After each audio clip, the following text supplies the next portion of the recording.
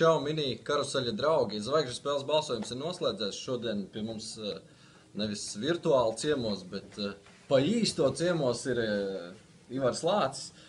Rietumu komandas balsojumā līderis 3288 balss sāģitēja, lai sabalsotu par viņu.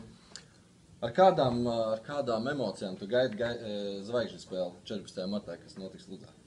Nu, protams, ar tām patīkamākajām. Cerams, ka būs izdevies lielisks pasākums, ka tāpat kā pagājušo gadu. Par pagājušo gadu par pasākumu ir kādas spilgtas emocijas palikušas atmiņā?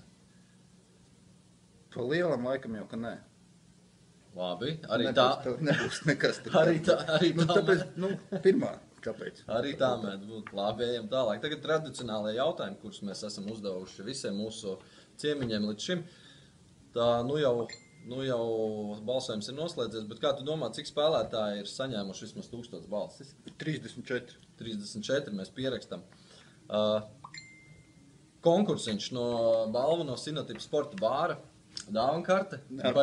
Baigais noslēpums, neviens to nezina, izņemot mūsu režisoru Jāni. Ja? Cik vārtu kopā zvaigžņu spēlē iemetīs abas komandas? Cik ilgi spēlies? 3x15? Jā. Tad būs mazāk kā pagājuši gan. Būs. Baigais šeimotais. Pārējie tik tālu nebija aizdomājuši. 82 mēs piefiksējam. Vai pašam ir kāds triks padomā? Vai es jau kaut ko domāju, ko varētu izdarīt tādu, lai atcerētos, ka jā, tas bija Ivars Lācis?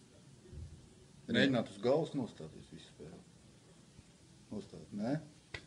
Rekā? Ko es kā vārds varu kā tik uztaisīt? Apgūties vārtos. Labi, paldies Ivaram.